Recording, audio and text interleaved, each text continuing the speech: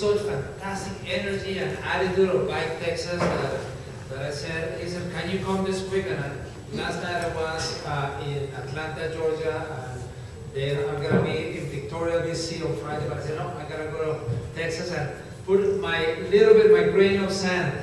And actually, you know, someone said today, you know, they said, oh, have you noticed how cold it is? They say, you see, that's why we don't walk or we don't bike in San Antonio.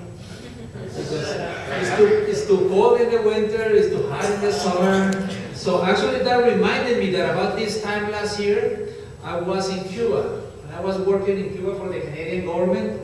And in Cuba they used to tell, oh, Gil, you know, that's why we don't walk or bike, because it's too hot. And then I got on a plane and I went back to Canada. I'm living in Canada, and they said, oh, here it's too cold. And actually, you know, so we just gotta adapt, you know. So if we're gonna go for a run in Havana at, you know, 90 degrees or 26th century, then we wear shorts. If we're gonna run in Canada and it's minus 26, we change. And actually I came at minus 26 and one of my daughters said, oh no, I gotta take a picture of this. And it's part of adapting. So then that's when I understood what my friends did daily. They said, there is no such thing as bad weather, it's just bad clothing. And we gotta dress up properly. And you know that the weather is more of a mental issue. That's why sometimes it's nice. It's about change. Change is hard everywhere. You know, and it's about changing the chip. And when I talk about changing the chip, it's not this one's exactly the one that I mean, or even the chocolate chip, but it's a mental chip. We gotta change the mental chip on how we think about many things, and that's why we know for sure that there's gonna be change ahead. And we're thinking that there's gonna be change ahead. And I usually like to talk to children. When I'm doing work in Sydney, well, I did a non-profit that is called 880 Cities, and I want to tell you a little bit about it in a minute. And if we're doing work in Sydney, Australia, or in Mexico City, or in San Antonio, I like to talk to the children. You know, because the children don't have so much baggage. Even like in the winter clothing, you know, when we were that age, the winter clothing was heavy and bulky and expensive, and we felt like we were the Michelin man walking around. But now it's thin and light and inexpensive, and the kids love. And here we have these children in Chihuahua, Mexico. We said, why don't you draw what you would like your community to look like when you are your parents' age and you have kids your own age? And they started doing things, and half of your community, she wants it to be like a park. And then look at this other one, Edgar. Edgar, he said that he wanted a community with fewer cars and more people walking and more people cycling. And then he said he wanted an area for pedestrians, for cyclists, for buses, and for cars. You know, Edgar is only 13. But at 13 he knows that if we mix pedestrians and cyclists, the pedestrian gets in. If we mix cyclists and cars and buses, the cyclist gets in. So each one needs their own separate space. And then Edgar said that he wanted public parks and he wanted low buildings and street level activity. You know, at the beginning of December, I was in Seoul, Korea, invited by the National University, and I was talking to the PhD students, and they were very, very bright. But nevertheless, I said, hey guys, you know, you might be getting your PhD in urban planning, but you must study very, very hard. Because now the 13-year-olds can summarize urban planning 101 in one drawing.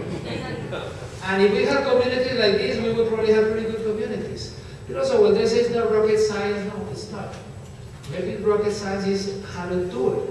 So at the end of the day, we want to get vibrant cities. We want a San Antonio that is vibrant and healthy communities. And part of it is about walking.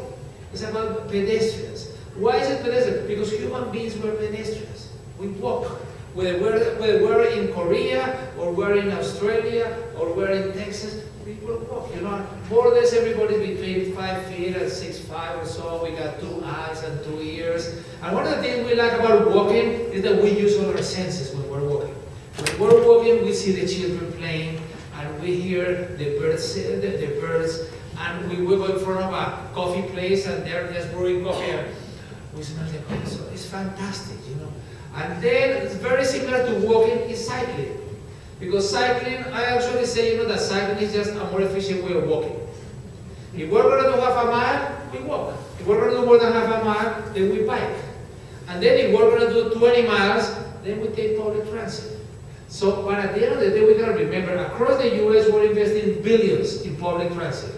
But public transit is never gonna pick us up in front of our houses and drop us off in front of the place of destination. So if the place is not walkable or bikeable, so that we get from our houses to the transit, and then we take transit, then that transit is not gonna be as good. So at the end of the day, public transit is another part of the puzzle.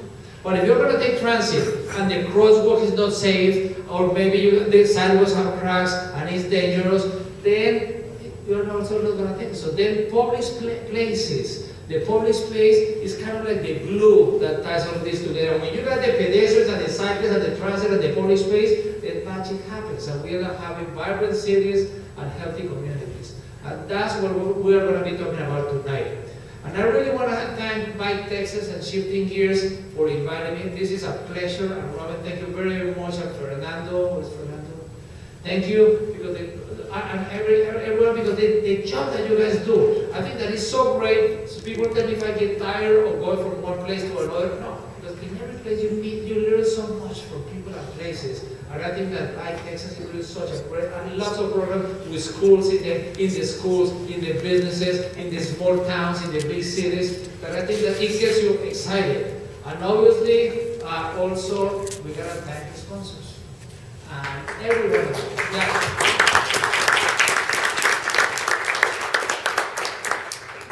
And so, let's move, you know, we're thinking, and we are talking about walking and cycling and parks and public places.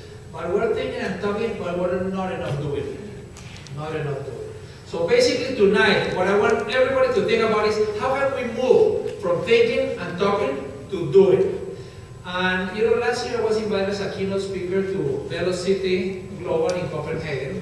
And when I went to Copenhagen, and I love Copenhagen because it's such a fantastic city that sometimes when you think that you're really, really moving forward and you go to Copenhagen, my God, it's almost like a reality check. You say, oh no, we still have a long way to go. But by the way, I'm going to be talking about Copenhagen.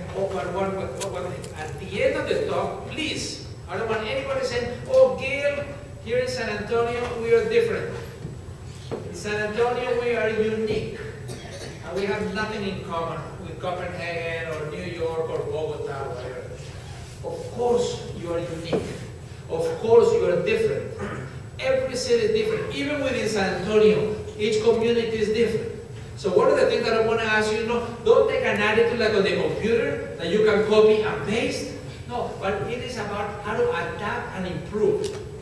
And we're going to see hundreds of images tonight from many cities. Some of them are bigger, some of them are smaller. Some of them are wealthier, some of them are poorer. But nevertheless, everything that I'm going to show you is applicable to San Antonio. Everything. So, let's get back to moving from thinking and talking to doing. Change is hard.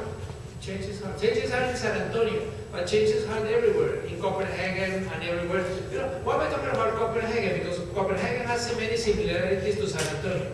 Similar income level, similar political system. Actually, it's closer to the North Pole. So if you think this is cold, winter in Copenhagen is really, really cold. And one of the things, you know, they went to go through a crisis in the 70s, very similar to the crisis that we're going through now. And when they went through the crisis in the 70s, the oil crisis, they said we're going to change. And we are going to promote solar energy and wind power and walking and cycling. And they changed. For example, they started promoting pedestrian streets. You know, they didn't have any pedestrians here because the car was also taking over the cities in Europe and in Asia and everywhere. And when someone said, well, we have some pedestrian streets, then someone said, oh, pedestrians? You know, you're going to take the cars out and have pedestrian streets? They said, you know, we have too many cars. And then they said, oh, you know, the weather is terrible. You know, it's cold in the winter, it's hot in the summer, it rains all year round. But the number one reason why they didn't want pedestrian streets was because they said, oh, it's not part of our culture. Pedestrians, that's for the Italians. Because the Italians are loud and noisy and they like to be on the streets. But we are Danish, and we are cold, and we are serious, and we are go out. Let me tell you, the Danish are now more Italian than the Italians. They love love their pedestrian streets, and then even in the rain, in the summer, in the winter. This is City Hall in Copenhagen, and this used to be a parking lot, and all of a sudden they did one and another, and they got a whole network of pedestrian streets, and they went from a car invasion to people places. More than 18 of those parking lots have been turned into people places. And it's talking about the first pedestrian street, and you can see everybody's also very cold, all of them has cars and clothes and things. And you know, for example, and then we continue to change. For example, this street in the mid district used to be 6 lanes 10 years ago. And what did they do? 6 lanes. They took away the 4 lanes in the middle. And they left only 1 lane on each side, and they created for miles a linear park, a beautiful linear. Can you imagine if you lived in this place and before you had 6 lanes of cars, and now you got only 2 lanes and you got this beautiful park? And something nice that they did is they had a different architect for each zone. So all of the so it doesn't look like the same. One is towards children, another one is more oriented to sports, others have wildflowers. So it's also different attitude, different feel. So it's not like Disney World that everything is all of the same, pops up in 24 hours. But it's very different. And these bumps, you know, why are these bumps? To slow down the traffic. You know, in San Antonio, we gotta slow down the traffic everywhere. In all of the neighborhoods, there shouldn't be any neighborhood road more than 20 miles an hour. When they say 20 is plenty, 20 is plenty. And the 20 miles is not just because 20 rhymes with plenty. It also rhymes with plenty. But it's because if you get hit at 20 miles an hour, there is only 20% probability that you're going to be killed. If you get hit at 45 miles an hour, there is 80% probability that you're going to be killed. On top of it, when it's at 20 miles an hour, there is a lot of likelihood that you're going to get hit because people have more time to react and to see. The other thing is that we walk at around 4 miles an hour, and we bike at around 12 miles. So when the car is going at 20, we feel at ease. You know, walkable communities is not only about short distance, but it's also about an enjoyable walk. A part of the enjoyable walk is not having cars going at 40 or 50 miles an hour. But let me continue with this because this is a beautiful linear park and all over the place. But this is about creating safe environments for pedestrians and for cyclists and for transit users and for car users and for everybody. And when the weather is bad, then we gotta do it even better. We gotta have better facilities, and we also gotta be flexible. Flexible, what do I mean by flexible? For example, I went in the summer and I saw this beautiful round point, and I came back in the fall in Copenhagen, the leaves were falling off, and I came back in the winter and they got a beautiful skating rink. And actually that's one of the things that I also suggest to the city officials, to invest. Too many cities spend all of their money in the public places in June, July, and August. No, don't spend anything in June, July, and August. Everybody's spending in June, July, and August. The private sector, the business, the neighbors, everybody. You're going to spend this to extend the outdoor season in the parks so that it's not only 20 weeks a year, but it's 30, 40, and eventually it's 52 weeks of the year. And then they got all of these lights, and they got creating incentives for people to go out even when it seems to be cold and rainy and so on. And then this photo I like why? Because so many cities, I find that when you're going to say, oh, we're going to have a road diet, we're going to narrow the roads, they say, oh, but the fire chief says that the trucks don't fit. So get a smaller truck. You know, we shouldn't be building the cities around the size of the trucks, but we should be buying the trucks around the size of the city that we want to build. You know, we cannot continue with that blackmail that in many cities they say, oh, the fire chief is not the planner. And then they come with the blackmail and they say, oh, it's about life and death. Many more people are dying because of the high speed of the cars and because of the lack of physical activity than because of the trucks that cannot get to the fire. Of course, they gotta get to the fire, but if they get to the fire 30 seconds later, it's not that big a deal compared with the others.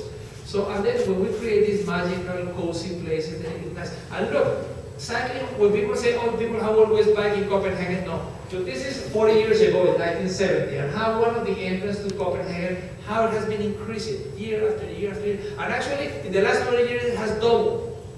And I like this picture because this is about San Antonio. This is the kind of photos that we need in San Antonio. We need children, and we need women, and we need older adults. If we want to get a lot of people cycling. Cycling cannot be something that only the men 20 to 50 in spandex do. Amen.